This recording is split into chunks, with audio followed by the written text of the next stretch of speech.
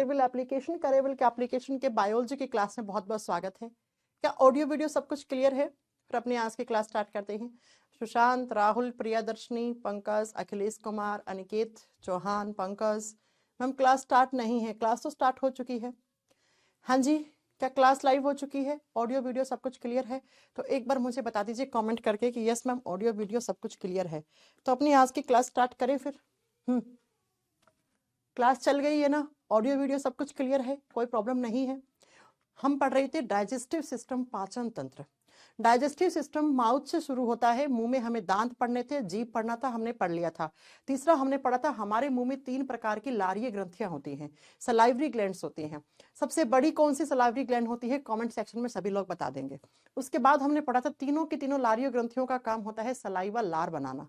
लार में कल हमने पढ़ा था पानी सबसे ज्यादा होता है। लार में कुल मिनरल्स होते हैं, है ना, कुछ मिनरल्स होते हैं।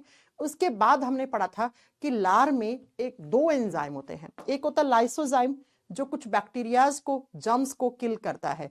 कुछ बैक्टीरिया, कुछ शब्द यूज कर रही हूं मैं, ठीक है, सारी बैक्टीरिया को नहीं मारता है, कुछ जीवाणुओं को और कुछ किसको आप बताओगे, कीटाणुओं को मारने का काम करता है। उसके बाद हमने पढ़ा था बच्चा सलाइवा में दूसरा एंजाइम होता है, उसको सलाइवरी अमाइलेज एंजाइम कहते हैं। हिंदी में इसको लारिये अमाइलेज एंजाइम कहते हैं। हिंदी में क्या बोलेंगे? लारिये इमाइलेज एंजाइम। बच्चों मैंने कल पढ़ाया था कि जिस शब्द के आखिर में एज लगा हुआ होता है वो हमेशा एंजाइम होता है। और सलाइवरी अमाइलेज एंजाइम का ही दूसरा नाम क्या होता है? इसी को हम कहते हैं टाइलिन एमाइलेज एंजाइम। इसी का दूसरा नाम क्या होता है?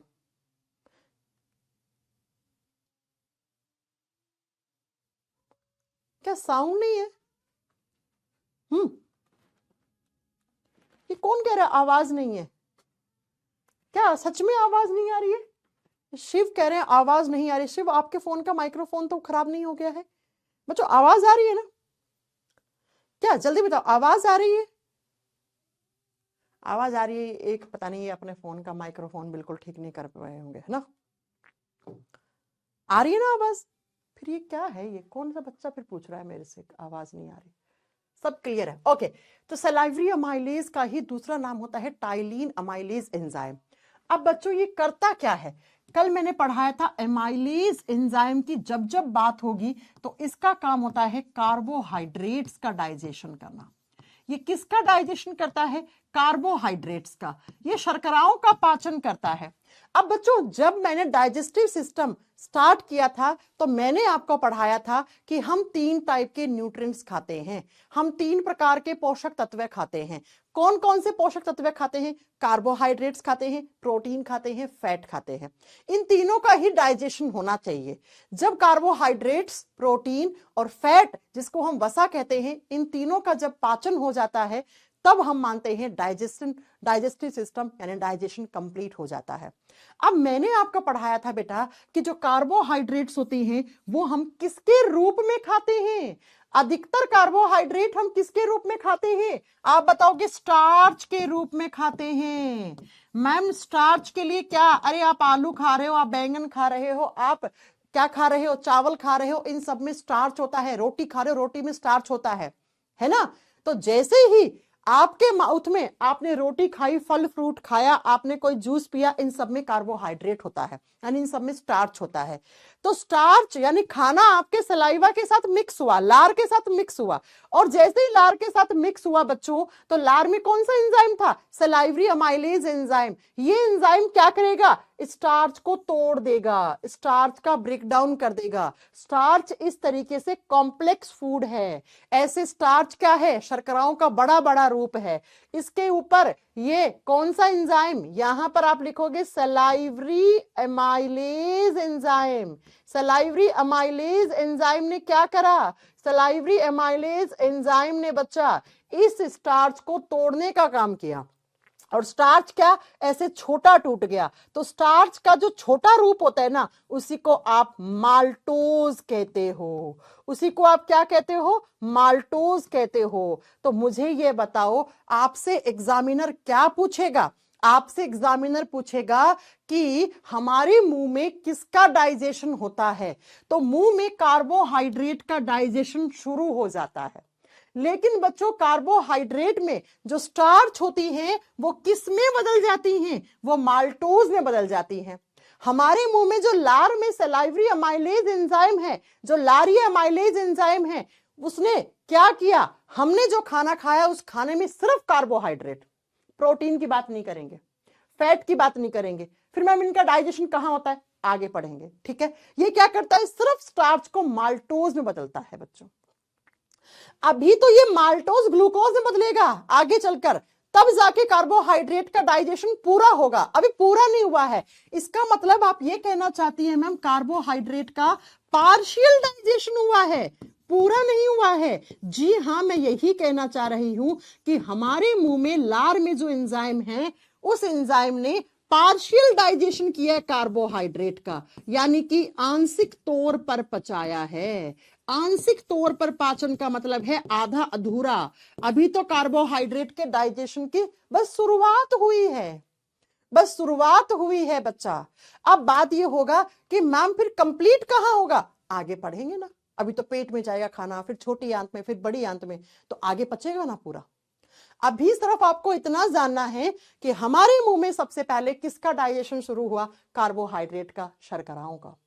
अगर मैं आपसे पूछूं हमारे मुंह में कौन से न्यूट्रिएंट का डाइजेशन शुरू ही नहीं हुआ, हमारे मुंह में कौन से पोषक तत्व हैं जिनका पाचन शुरू ही नहीं हुआ है अभी, तो कौन कौन सा, प्रोटीन और फैट, प्रोटीन और फैट। इसका मतलब मैम अब हमने मुंह से खाना नीचे की तरफ जब निगलेंगे, यहां पे निगलेंगे, तो उसमें दो तरीके का फूड होगा, कुछ डाइजेस्टेड होगा, बहुत सारा अनडाइजेस्टेड होगा। जी हां, तो क्या होगा, आप लिखोगे कि हमारे मुंह में ये प्रोसेस होने के बाद दो तरीके का खाना है ना, जो आप निगलोगे नीचे की तरफ, एक हो गया डाइजेस्टेड प्लस हो गया अनडाइजेस्टेड, है ना।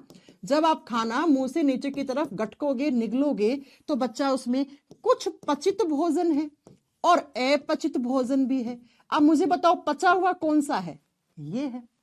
पचा हुआ क्या मतलब, थोड़ा बहुत कार्बोहाइड्रेट। अरे सिर्फ मुंह में किसका डाइजेशन हुआ, कार्बोहाइड्रेट्स का हुआ, यानी शर्कराओं का हुआ। तो शर्करा थोड़ी बहुत पच गई बच्चों, लेकिन बच्चों अनडाइजेस्टेड के नीचे क्या लिखूं, अभी तक प्रोटीन का पाचन शुरू भी नहीं हुआ है, और प्लस फैट जिसको वसा बोलते हो। इसका मतलब मैम अभी हमारे मुंह में प्रोटीन और वसा का पाचन तो शुरू ही नहीं हुआ। हाँ भाई, नहीं हुआ है। तो अब जब आप मुंह से नीचे की तरफ ऐसे निगल लिया खाना, तो ये नीचे की तरफ जो खाना जा रहा है उसमें दो तरीके का खाना है, मिक्सचर बन गया है, थोड़ा पचा हुआ, बहुत सारा बिना पचा हुआ, थोड़ा बहुत डाइजेस्टेड, बहुत सारा अनडाइजेस्टेड। तो बच्चों यही जो खाना होता है ना, जो आप नीचे की तरफ आप मुंह से निगलोगे, उसी खाने को नाम देते हैं बोलस, BOLUS, बोलस। अब मैं आपसे कुछ क्वेश्चन पूछने जा रही हूं, जिसने ढंग से पढ़ा होगा अभी वो आंसर कर देगा। बोलस कहाँ का खाना होता है, जो खाना मुंह में दांतों ने चबा दिया और लार में मिक्स होके नीचे की तरफ जा रहा है, फूड पाइप में, भोजन वाली नली में, गले में गया है, उसे बोलस कहते हैं, उसे बोलस कहते हैं। एग्जामिनर पूछेगा बोलस भोजन में पचा हुआ भोजन कौन सा है, मैम शर्कराएं। कौन सी, स्टार्च माल्टोज के रूप में बदलेगी। बोलस भोजन में बिना पचा हुआ खाना कौन सा है, प्रोटीन और फैट। ये आपके एग्जाम के क्वेश्चन है, ये आपके एग्जाम के क्वेश्चन है, ठीक है। बता दोगे, आ गई बात समझ में। क्या मैंने बताया, बड़ा ध्यान से सुनिए। मैंने कहा मुंह में सलाइवा था, सलाइवा में सलाइवरी अमाइलेज एंजाइम था, उसने शर्कराओं को पचाया। अब शर्कराएं कौन सी, स्टार्च था, उसको माल्टोज में बदल दिया।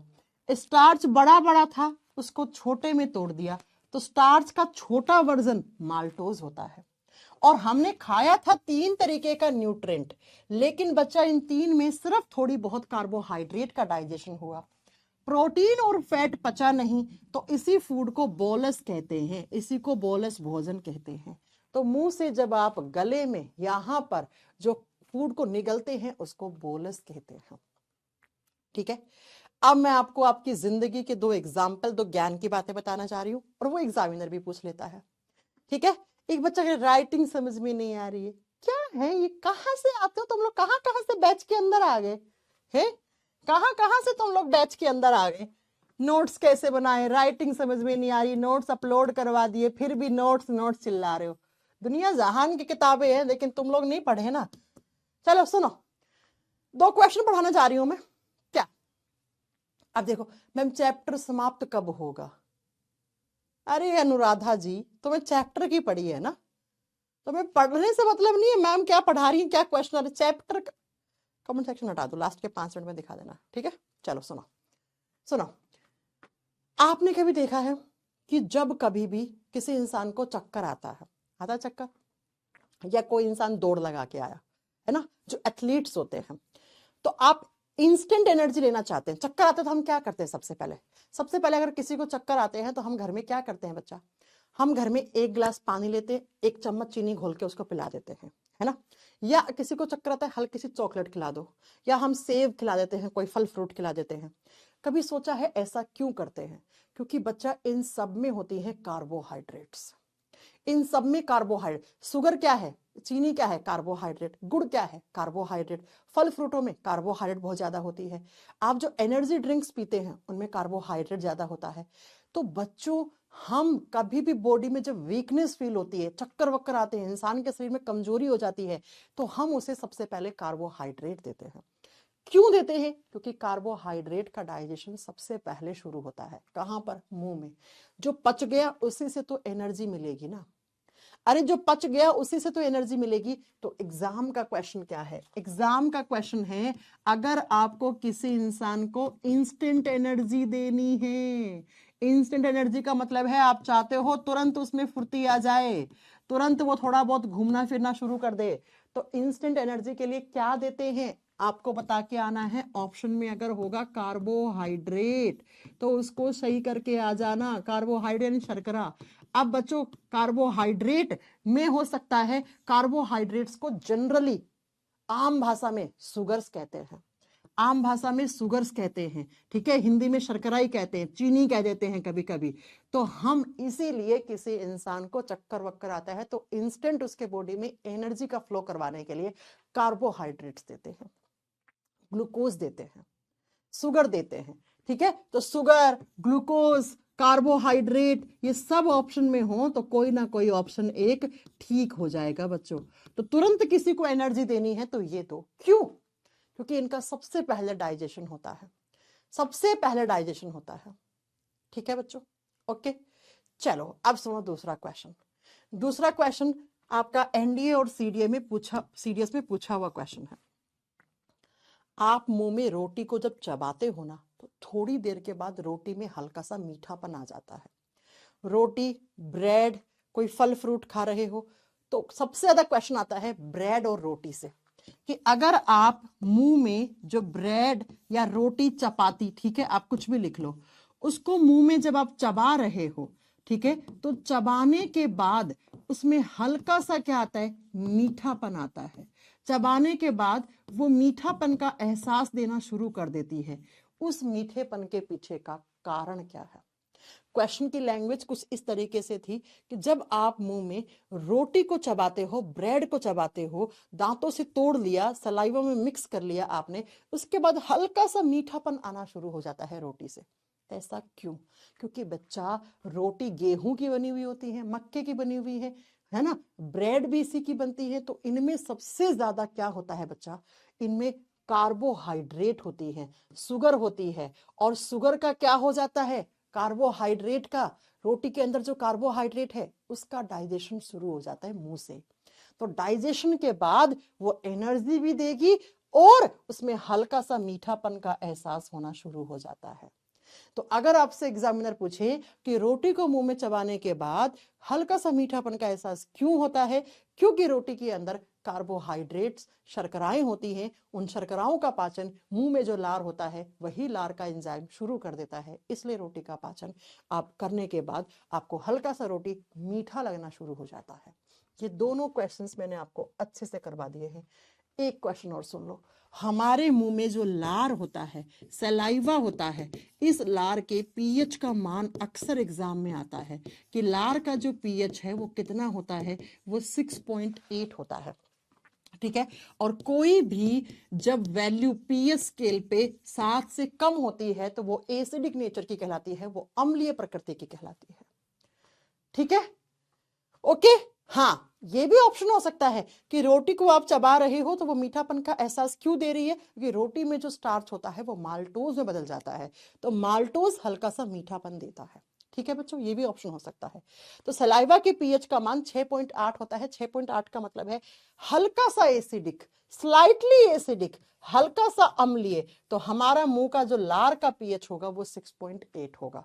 जबकि दांत का और मुंह का पूछेगा तो हमने कल की क्लास में कितना पढ़ाया था, क्या कहा था, दांत का पीएच कितना करके आना है, मुंह का पीएच कितना करके आना है, लेकिन अगर लार का पीएच पूछेगा तो वो आपको इतना करके आना है। ये 3 क्वेश्चन। तो इसी के साथ हमारे मुंह में सलाइवा, मुंह में हमें 3 पढ़ना था, दांत, दांत के बाद टंग, टंग के बाद सलाइवरी ग्लैंड्स हमारी कंप्लीट हो गई। अब ये बताओ, मुंह से आप खाना निगलोगे कहां पर, गले में। तो अब जो खाना है वो कहां जाएगा, देखो बच्चों, मुंह में खाना खाया, हाँ जी मैम खाया, मुंह का खाना अब यहां से होते हुए इस पाइप में आएगा, ये वाला पाइप निगल लोगे खाना नीचे की तरफ, गटक लिया, तो अब ये खाना कहां जाएगा, ईसोफेगस में जाएगा। ईसोफेगस में जाएगा। ईसोफेगस होती है ये वाली पाइप, फूड पाइप, भोजन नली कहते हैं इसको। ठीक है, भोजन नली कहते हैं इसको, राइट। चलो अब आइए जरा, माउथ के बाद अब सारा खाना कहां, आपने निगल लिया, आपने गटक लिया नीचे की तरफ, तो नीचे की तरफ ये सारा खाना कहां पे आएगा, ईसोफेगस में आएगा। ईसोफेगस को हम क्या कहते हैं, ईसोफेगस को हम भोजन नली कहते हैं। भोजन नली कहां होती है, गले में, थ्रोट में, थ्रोट में, गले में होती है बच्चा, गले में। ठीक है, लिख दो, थ्रोट में होती है, गले से शुरू हो जाती है ये, राइट। कितना लंबा पाइप है ये, ऐसे एक पाइप है बच्चा, इस पाइप की अधिकतर लंबाई कितनी हो सकती है, इस पाइप की लंबाई 25 सेंटीमीटर लंबा हो सकता है। 25 सेंटीमीटर लंबा पाइप है। इस पाइप से क्या होगा, इस पाइप से ऐसे खाना धीरे धीरे धीरे धीरे धीरे धीरे धीरे कहां पे आएगा, तो ये पाइप जो है ये खाना नीचे ट्रांसफर कर देता है आपके पेट में। नीचे क्या है, इस पाइप का आखिरी किनारा किससे जुड़ा हुआ है, ऐसे आपका पेट है बच्चों, ये आपका स्टमक है। तो ये सारा खाना कहाँ पे आ जाएगा, स्टमक में आ जाएगा, पाइप में आ जाएगा। स्टमक जिसको पेट या अमाशय कहते हैं। इसका मतलब मैम आप ये कहना चाह रही हैं कि ये ईसोफेगस क्या है, ये ईसोफेगस एक फूड पाइप है, वो पाइप जिसमें फूड आता है, इसलिए हम इसको भोजन नली भी कहते हैं। ठीक है, भोजन नली या आहार नली, भोजन नली का। तो ये 25 सेंटीमीटर लंबा पाइप है जिसमें ये बोलस, बोलस क्या है, फूड, वो फूड कहाँ से, जो मुंह से आपने निगला है, ये खाना धीरे धीरे धीरे कहाँ पर, जो आपने मुंह से खाना निगला उस मुंह के खाने को पेट में लाने का काम किसका होता है, ईसोफेगस का होता है, भोजन नली का होता है। तो इसका काम क्या है, इसका काम है फूड को ट्रांसफर करना। कहां से ट्रांसफर करना, तो इसका काम होता है बच्चा, जो मुंह का खाना आपने नीचे की तरफ गटका है ना, उस मुंह के भोजन को कहां पे ट्रांसफर करता है, मुंह के भोजन को स्टमक में, पेट में ट्रांसफर करती है ये पाइप। ये पाइप क्या करती है, भोजन को मुंह से पेट तक छोड़ देती है। ठीक है, आ गई बात समझ में, हाँ जी मैम आ गई। अब आ गई तो कुछ बातें सुनेंगे। आपने कभी एक चीज सुनी है, नहीं सुनी तो बहुत ध्यान से सुन लो, खाना खाते समय हंसना नहीं चाहिए। खाना खाते समय ज्यादा खांसी आ जाए तो थोड़ी देर खाना खाना छोड़ देना चाहिए। अभी सुनाएंगे, कोई मूवमेंट होता है सारी, रुक तो जाओ यार, है ना। तो खाना खाते समय आपने सुना ना, हंसना नहीं चाहिए, बोलना नहीं चाहिए, है ना। खांसी आ जाए तो थोड़ी देर 2 मिनट रुक जाइए, फिर वापस खाने की शुरुआत कीजिए।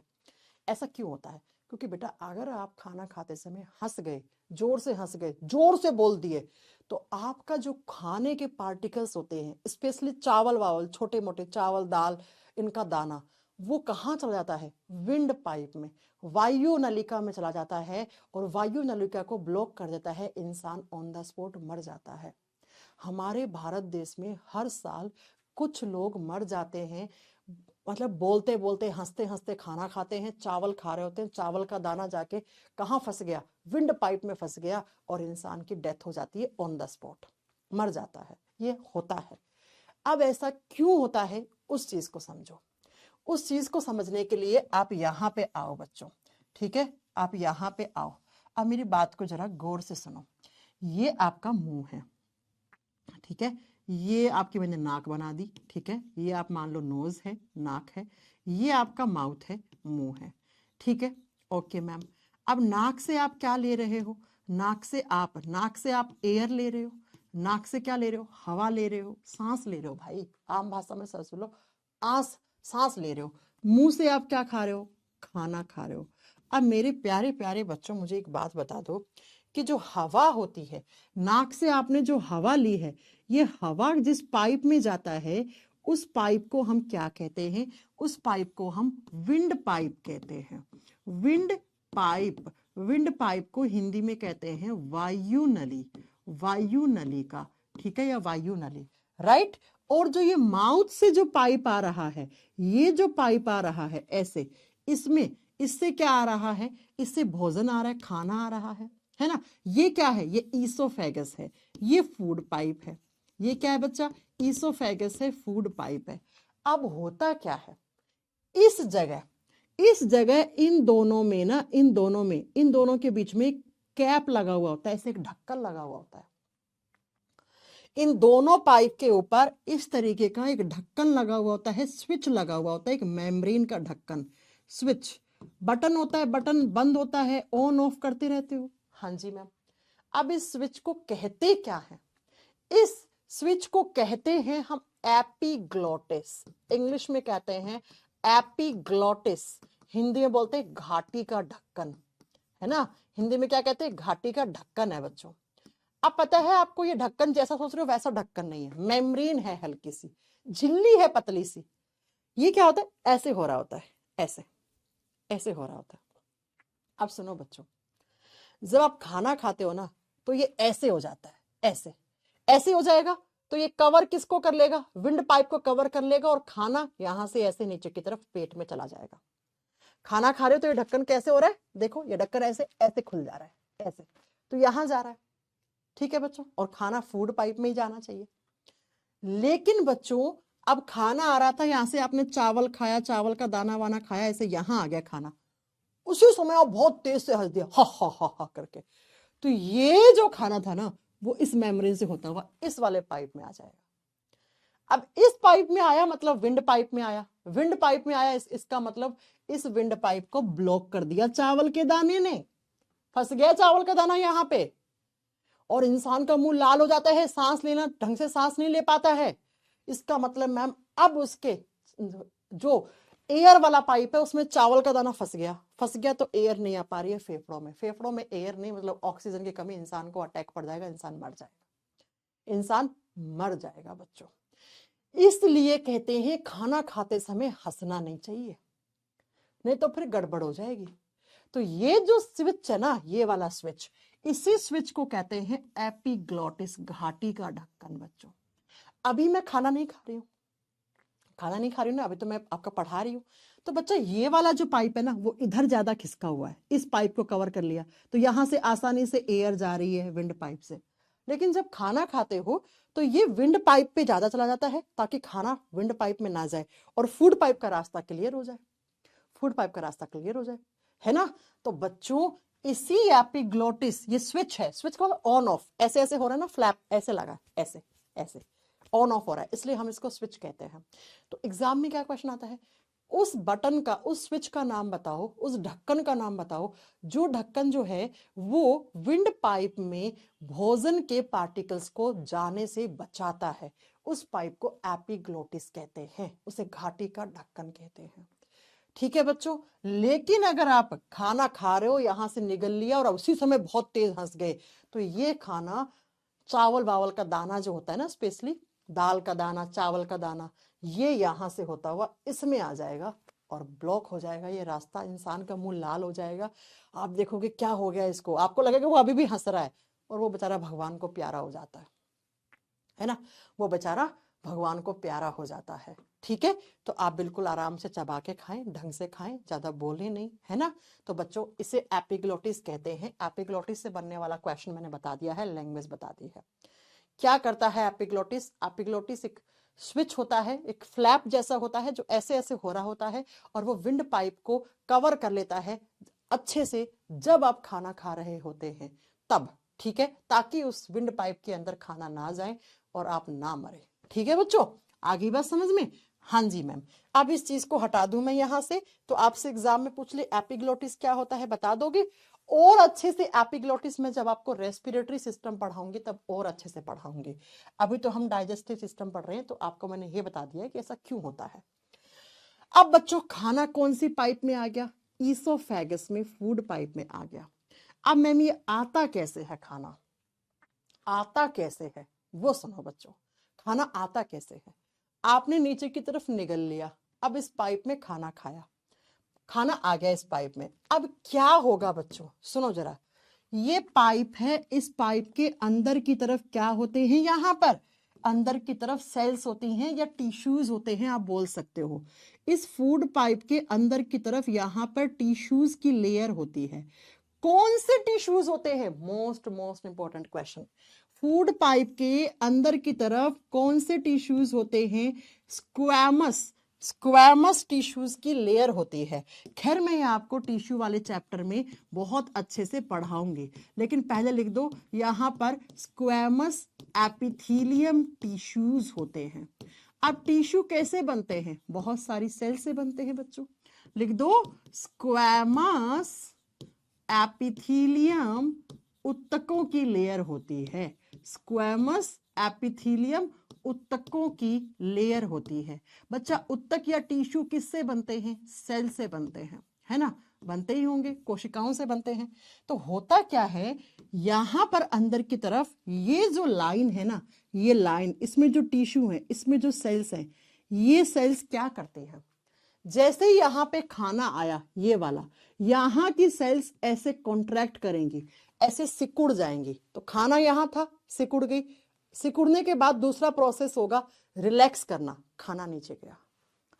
फिर यहां की सिकुड़ेंगी, यहां की रिलैक्स करेंगी, खाना और नीचे, यहां की सिकुड़ेंगी, यहां से होता हुआ खाना नीचे नीचे नीचे नीचे, ऐसे आता आता आता आता खाना पेट में आ जाता है। और इसी को क्या कहते हैं?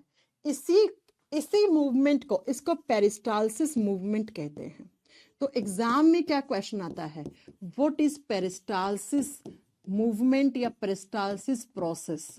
या पूछेगा हमारे बॉडी में मुंह का खाना फूड पाइप से पेट में कौन से प्रक्रिया के द्वारा गया? इसको बोलते हैं हिंदी में क्रमाकुंचन प्रक्रिया। इसे क्या कहते हैं? क्रमाकुंचन प्रक्रिया कहते हैं। इसे पेरिस्टालसिस प्रोसेस कहते हैं। ऐसे ऐसे ऐसे ऐसे खाना नीचे गया। अच्छा, बचपन में आपने एक एक्सपेरिमेंट करा होगा, बताऊं क्या? आपने एक पाइप लिया होगा, पाइप के दो किनारे होते हैं, पाइप के इस किनारे में छल्ला डाला होगा और इस किनारे से निकाला होगा। तो कैसे उस छल्ले को कैसे करते हो? अंदर डाल दिया, फिर पाइप का ये वाला हिस्सा यहां से पींच दिया, उस छल्ले को आगे करा, फिर पीछे वाले को छोड़ दिया, आगे से पींच दिया। ऐसे करते करते आपने एक किनारे से दूसरे किनारे से छल्ला निकाला होगा। उसी प्रोसेस को पेरिस्टालसिस प्रोसेस कहते हैं। और इसी प्रोसेस से हमारे मुंह का खाना पेट में, पेट से छोटी आंत में, छोटी आंत से बड़ी आंत में जाता है। ठीक है, इसी प्रोसेस के थ्रू खाना मुंह से पेट में, पेट से छोटी आंत, छोटी आंत से बड़ी आंत में जाता है। कैसे? देखो बच्चा, ऐसे ऐसे। अब मैं एक बात बताऊं, आपको उल्टी होती है ना, वॉमिटिंग होती है, उल्टी में क्या होता है? खाना उल्टा मुंह से आ जाता है। कैसे आ जाता है? सुनो, जब तक ये पेरिस्टालसिस सीधा हो रहा है, ऐसे ऐसे हो रहा है, ऐसे, है ना, ऐसे हो रहा है, तो बेटा ये खाना पेट में जा रहा है। अब मैंने पेरिस्टालसिस को उल्टा कर दिया, ऐसे उल्टा, तो पेट का खाना ऊपर आएगा, ऊपर से मुंह से नाक से निकल जाएगा ना, तो उसे उल्टी कहते हैं। याद रखना, अगर पेरिस्टालसिस का रिवर्स हो गया, देखो ऐसे होना चाहिए पेरिस्टालसिस, इस डायरेक्शन में, तो खाना यहां आ रहा है। अगर ये उल्टा हो गया, तो पेट का खाना मुंह से निकल के आपको वोमिटिंग हो जाती है, उल्टी आ जाती है, उल्टी आ जाती है। तो आप जब बस में बैठते हो, पहाड़ों पे जाते हो, तो उल्टी क्यों आती है? बस में बैठते हो, पहाड़ों पे जाते हो, तो पेट में ऐसे गुड़गुड़ गुड़गुड़ ऐसे अजीब सा होता है ना, अजीब सा एहसास होता है, ऐसे हल्का सा लगेगा एक बारी, फिर भारी सा लगेगा, क्योंकि आपका उल्टा पेरिस्टालसिस शुरू हो जाता है ना। जैसे जैसे हाइट पे जा रहे हो, बस हिल रही है, डुल रही है ऐसे। हरियाणा रोडवेज में बैठना कभी, बिना उल्टी के थोड़ी ना निकल जाओगे आप हरियाणा रोडवेज से। तो वो इतनी तेज चला रहा होता है, बस पहाड़ पे ऐसे टर्न लेती है, ऐसे टर्न लेती है, तो पेट में इधर गया खाना, इधर गया खाना, तो क्या हो जाता है, पेरिस्टालसिस उल्टा होना शुरू हो जाता है, जिससे आपको नाक और मुंह से उल्टी हो जाती है। इसलिए अक्सर आप पहाड़ वहाड़ पे जाते हैं तो आपको उल्टी आ जाती है बच्चा, ठीक है। हमारे यहाँ तो उल्टी को पलटी कहते, पलटी कर दी इसने, ठीक है। आगे बात समझ में? हाँ जी मैम, आ गई है। तो ईसोफेगस से बनने वाले क्वेश्चन क्या क्या थे मैंने सारे बता दिए हैं। अब ये पाइप है, इस पाइप में कोई भी एंजाइम नहीं निकलता है। अब एंजाइम नहीं है तो मतलब क्या हो गया बच्चा, अब आपके इस ईसोफेगस में डाइजेशन नहीं होगा। इस पाइप का तो सिर्फ काम क्या है, इस पाइप का काम है जितना भी खाना पीछे से आया उस खाने को कहां, इस पेट में ट्रांसफर करना, इस पेट में ट्रांसफर करना। लेकिन ईसोफेगस से जो जो क्वेश्चन बनते थे वो मैंने सारे बता दिए। इसका मतलब मैम आप ये कहना चाह रही हैं कि अब सारा खाना कहाँ पे आ गया है, माउथ के बाद फूड पाइप, फूड पाइप का सारा भोजन स्टमक में प्रवेश कर चुका है, पेट में आ गया है। और जरा कमेंट करके बताओ कौन सी प्रोसेस से आ गया पेट में। कार में भी कार तेज चलेगी, पहाड़ पे जाओगे कार ऐसे से करेगी तो बच्चा तब भी उल्टी आती है, तब भी उल्टी आती है, ठीक है, कार में भी आ सकती है। चलो बताइए जरा, कौन सी प्रोसेस के थ्रू मुंह का खाना फूड पाइप से होता हुआ पेट में आया है? कौन सी प्रोसेस के थ्रू? पेरिस्टालसिस प्रोसेस के थ्रू। सारा खाना कहाँ आ गया? पेट। अब हिंदी मीडियम वाले बच्चों, स्टमक को पेट लिख लो, स्टमक को अमाशय लिख लो हिंदी में, स्टमक को जठर लिख लो हिंदी में, स्टमक को और क्या लिख सकते हैं, पेट, अमाशय, जठर, है ना। ये सारे नाम किसके होते हैं? पेट, अमाशय, एक नाम और भी कुछ हिंदी में था, देख लेना, जठर, रस, गैस्ट्रिक, अमाशय, पेट, उदर, हाँ उदर, उदर भी कहते हैं। अब कोई संस्कृत शब्द है, कोई उर्दू शब्द है, ठीक है। ये खाना पेट में पहुंच गया। अब आओ जरा, जब पेट की बात करते हैं, पता है पेट कैसा दिखता है? जे के आकार का। एग्जाम में आता है हमारे कौन से अंग का आंतरिक जो बनावट है वो जे के आकार की होती है, जे शेप का, ऐसा होता है बच्चों। जे बना है, थोड़ा सा बना ही होगा, हाँ मैम, ये आपका पेट है बच्चों, ऐसा। अब किसी किसी की तोंद बाहर निकली हुई होती है तो उसका पेट ऐसा होता है ना, ठीक है। थोड़ा बहुत तो मेरा भी निकला प्रेगनेंसी के बाद, लेकिन वो मेरा सी सेक्शन हुआ है ना, तो उसमें थोड़ा होता ही है, लेकिन मैं अभी कम कर लूंगी उसको, ठीक है। आप में से कितने बच्चों की तोंद निकली हुई है? मेरा पेट वैसा पेट नहीं है, मेरा प्रेगनेंसी, आफ्टर प्रेगनेंसी पेट होता है ना, प्रेगनेंसी में वेट गेन कर लेता है इंसान, मेरा वो है, ठीक है। किस किस का तोंद निकला हुआ है? चलो सुनो, तो ये आपका पेट है, पेट जे आकार का होता है। सबसे पहले इस पेट में क्या आया है? ऊपर ईसोफेगस से भोजन आया है, पेरिस्टालसिस प्रोसेस से होता हुआ ऐसा खाना आ रहा है, आ रहा है, खाना आ जाएगा ऐसे बच्चों। अब मेरी बात को बहुत ध्यान से सुनना बच्चों, डाइजेस्टिव सिस्टम में सबसे ज्यादा समय भोजन कौन से अंग में रहता है? पेट में, पेट में। सुनो, पेट में 4 से 5 घंटे तक खाना रहता है। अगर आपसे पूछ लेना पाचन तंत्र में वो कौन सा अंग है जहां पर खाना सबसे अधिक समय के लिए रहता है? पेट में। जैसे ही आपने खाना खाया, पेट में आया, पहले 2-3 घंटे खाना ऐसे ही पड़ा रहेगा, ऐसे ही पड़ा रहेगा 2-3 घंटे, तभी तो खाना खाते ही पेट भारी हो जाता है। आंतें भारी थोड़ी होती है, गला भारी थोड़ी होता है, पेट क्यों भारी होता है खाना खाते? ये सारा खाना पेट में पड़ा है अभी, ठीक है। तो 2-3 घंटे तक तो खाना आपके पेट में ऐसे ही पड़ा है। उसके बाद क्या होता है? पेट में जो भोजन है उसमें एंजाइम आते हैं और डाइजेशन शुरू होता है। तो टोटल हमारे पेट में जो खाना है वो 4 से 5 घंटे तक पड़ा रहता है बेटा, हाँ 4-5 घंटे तक पड़ा रहता है। अब क्या क्या होगा उस 4-5 घंटे में वो हम आपको बताना चाह रहे हैं। ठीक है मैम, मेरे तो एब्स निकले हुए हैं। अच्छा जी, बड़े जिम हॉली को तुम हैं, कितने एब्स निकले हुए हैं तुम्हारे? एब्स क्या होती है? मसल्स होती है। सिक्स पैक क्या होते हैं? बोलते हैं ना फलाना इंसान के इतनी एब्स निकली, 2 4 6, वो मांसपेशी होती है, मसल्स होती है। कैसे बनती है, कैसे निकलती है, बताएंगे आपको आगे, है ना। चलो सुनो मैम, मैंने आज पहली बार क्वेश्चन सुना स्टमक का शेप कैसा होता है। अच्छा दिखाऊं आपको? चलो आ जाओ। मैम की मत सुनो, मैम कौन होती है ये सब डिसाइड करने वाली, है ना। चलो आपको दिखाते हैं पेट कैसा, जे के आकार का है कि नहीं है। ये रहा आपका पेट, कहाँ से कहाँ होगा, नीचे की तरफ पेट आया होगा कहीं ना कहीं, ये रहा।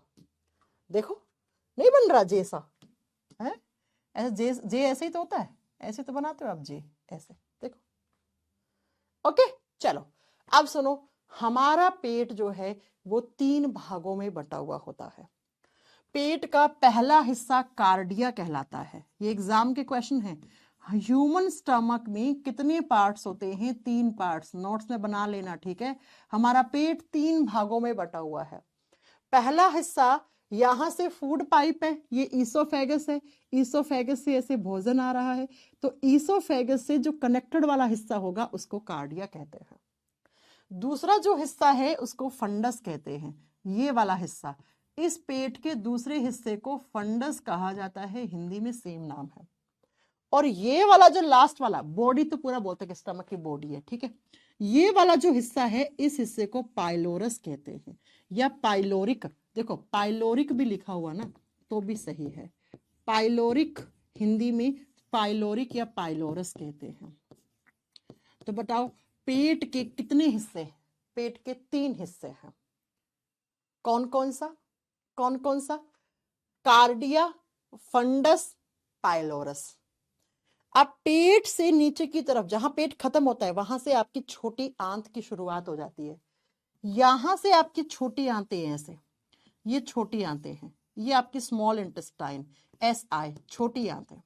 अब मैं आपसे 2 क्वेश्चन पूछना चाह रही हूँ, प्लीज आंसर करना सोच समझ के। पेट के उस हिस्से का नाम बताओ जो फूड पाइप से जुड़ा हुआ है। फूड पाइप कहाँ होता है? यहाँ ऊपर। तो फूड पाइप से कनेक्टेड वाला हिस्सा कौन सा है पेट का? कार्डिया। पेट के उस हिस्से का नाम बताओ जो पेट का आखिरी हिस्सा है और जो आगे चलकर छोटी आंत से कनेक्टेड होता है, उस हिस्से को पाइलोरस या पाइलोरिक भाग कहते हैं। क्या आई मेरी बात समझ में आपको? क्या मेरी बात समझ में आई? आ गई? हाँ जी मैम आ गई।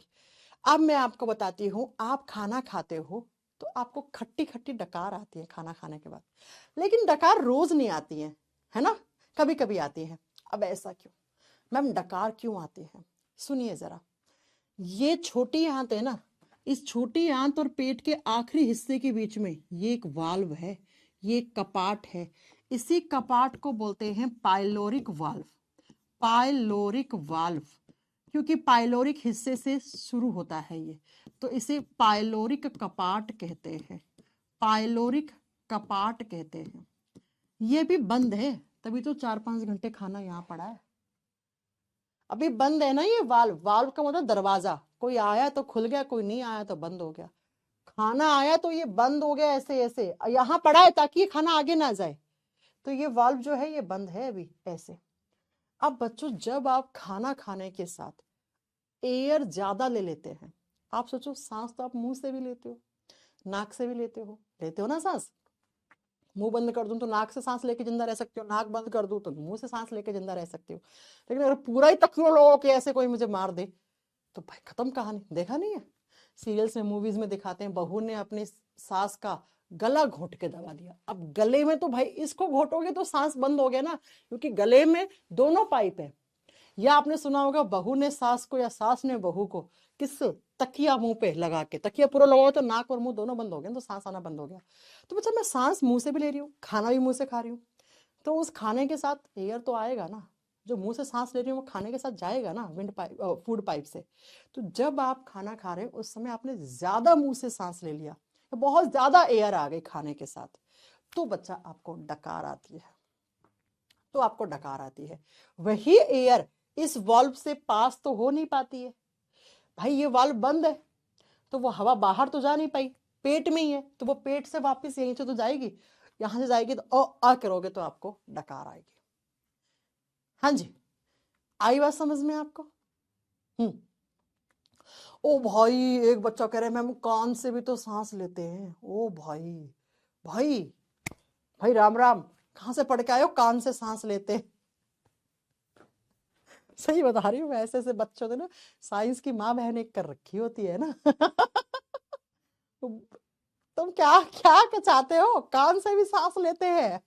ये तो मेरे टीचिंग करियर का वो ऐतिहासिक पॉइंट हो गया है ना। ऐसे बहुत पॉइंट आए हैं मेरे जीवन में, बहुत बार आए हैं ऐसे।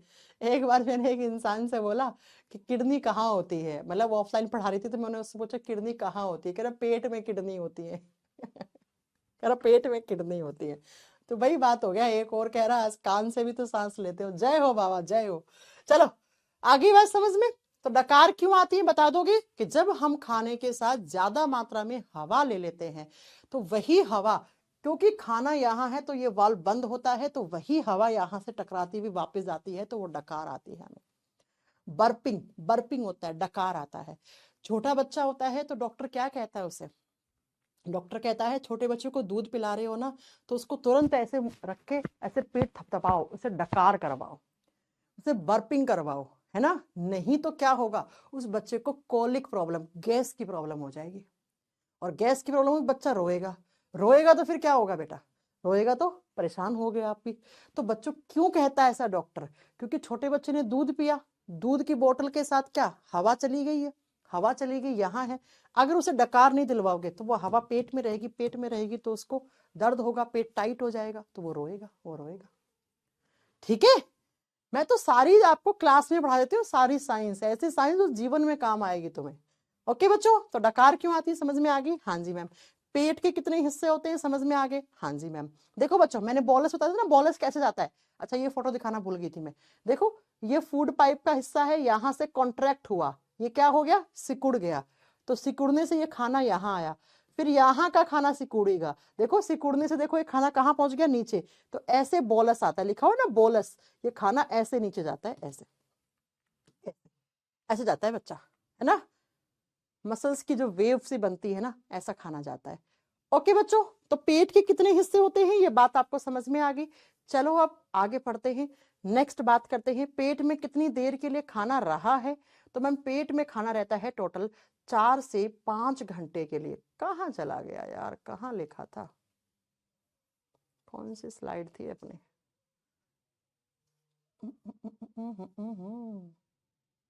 ये रहा। तो ये आपका स्टमक है, स्टमक के तीनों हिस्से आप लिख लेना। यहाँ पे वॉल्व होता है पाइलोरिक वॉल्व, ये वॉल्व ऐसे बंद है तो पेट में हवा है तो वो डकार के फॉर्म में बाहर निकल जाती है। अब क्या होगा, पेट में यहां पर अंदर की तरफ, पेट में अंदर की तरफ यहां पर कुछ अलग कलर से बनाती हूं, यहां पर अंदर की तरफ रेड रेड कलर का बना रही हूं ना। पेट की जो अंदर वाली लेयर होती है, अंदर वाली परत होती है, इसमें बच्चा होती है गैस्ट्रिक ग्लैंड्स। तो हमारे पेट में अंदर की तरफ, पेट के भीतर की तरफ, पेट के अंदर की तरफ जो परत होती है, उस परत में गैस्ट्रिक ग्लैंड्स प्रेजेंट होती हैं। गैस्ट्रिक ग्लैंड्स को हिंदी में बोलते हैं जठर ग्रंथियां। तो बच्चा एग्जाम में आ जाए, गैस्ट्रिक ग्लैंड की लोकेशन बताओ, किस अंग में गैस्ट्रिक ग्लैंड होती है। गैस कहाँ बनता है, गैस कहाँ बनता है? पेट में बनता है तो पेट में होती है, ऐसे लिख देना। ठीक है, तो गैस्ट्रिक ग्लैंड, ये सब मैं अपनी बीवी को सिखाऊंगा, बहुत बढ़िया, बहुत बढ़िया सिखाओ। तो हमारे पेट में अंदर की तरफ परत होती है, उस परत में कौन सी ग्लैंड्स होती है? Gastric glands. तो बच्चा गैस्ट्रिक ग्लैंड्स की लोकेशन पूछ ले तो गैस कहाँ बनता है? पेट में, तो पेट में होती है। ठीक है, अब ये ग्रंथियां हैं, तो ये ग्रंथियां क्या बनाती हैं? गैस्ट्रिक ग्लैंड्स, जैसे ही खाना आया, ये खाना आ गया, अब इसे पता लग गया कि खाना आए हुए पेट में 1 से 1.5 घंटा हो गया, तो ये ग्लैंड्स क्या करती हैं? ये ग्लैंड्स एक जूस बना के इस खाने में डाल देती है। ऐसे ये खाना है, इस खाने में जूस पिलाती है, और इस जूस को बोलते हैं गैस्ट्रिक जूस। इस जूस को बोलते हैं गैस्ट्रिक जूस, हिंदी में बोलते हैं जठर रस, जठर रस। तो एग्जाम में आ जाए गैस्ट्रिक जूस कौन बनाता है? पेट। पेट में कौन बनाता है? गैस्ट्रिक ग्लैंड्स, जठर ग्रंथियां बनाती हैं। बना के कहां पर मिक्स कर देती हैं? खाने में बना देती हैं। अब ये गैस्ट्रिक ग्लैंड क्या होता है, इसमें कितने टाइप की सेल्स होती हैं, और इस गैस्ट्रिक जूस में क्या होता है, कौन सा एसिड होता है, ये सब कुछ हम कल की क्लास में पढ़ेंगे। कल हमारा पेट खत्म हो जाएगा, छोटी आंत खत्म हो जाएगा। 2 क्लास के बाद ये चैप्टर फिनिश हो जाना चाहिए, हो जाएगा 2 क्लास के बाद। ओके बच्चों, अब मैं आज थोड़ा जल्दी छोड़ रही हूँ क्योंकि बच्चा मेरा गला देख रहे हो आप, अभी मेरा गला ठीक नहीं है, 2 दिन से मेरा गला बिल्कुल भी ठीक नहीं है। तो ज्यादा लंबी क्लास लूंगी ना तो फिर ऐसा ना हो 4-5 दिन की छुट्टी लगानी पड़ जाए, पूरा ही चौक हो जाए। टॉन्सिस, मुझे टॉन्सिस की प्रॉब्लम बचपन से, टॉन्सिस फूल जाते हैं मेरे ऐसे वेदर में। जब अभी देखो बहुत ज्यादा ठंड थी, अचानक से टेम्परेचर आप देख रहे हो बढ़ गया है, और क्या हो गया, थोड़ी गर्मी सी हो गई है ना। तो जब ये मौसम एकदम सडनली चेंज होता है ना तो मेरे टॉन्सिस बहुत बेकार हो जाते हैं, फूल जाते हैं। और 2 दिन से मुझे इतना दर्द हो रहा है बोलने में, आप लोगों को मैं फील नहीं होने दे रही हूँ, है ना, लेकिन मुझे बहुत ज्यादा पेन हो रहा है 2 दिन से पढ़ाते में। इसलिए अब भैया मैं ज्यादा नहीं पढ़ाऊंगी क्योंकि मुझे थोड़ा जिंदा भी रहना है, नहीं तो गला भी, एक मास्टर का ना, मास्टर हो मास्टर नहीं जो बोलना है आपको, जब तक उसका गला ठीक है ना तब तक ठीक है बच्चों। अब मेरा गला ही खराब हो जाएगा, मेरा काम ही तो गले से है ना। बाकी तो मैं खड़ी होके बुखार में पढ़ा लेती हूँ, मैं जुकाम में पढ़ा लेती हूँ, सब जगह पढ़ा लेती हूँ, लेकिन जिस दिन मेरा गला खराब होता है ना उस दिन फिर गले में बोलने में बहुत दिक्कत होती है। ठीक है, कल क्लास, हरिओम कह रहे कल क्लास क्यों ऑफ कर दी थी? क्लास हुई है भाई कल, तुम कौन सी दुनिया में रहते हो यार, कल क्लास हुई है, किसने बोला?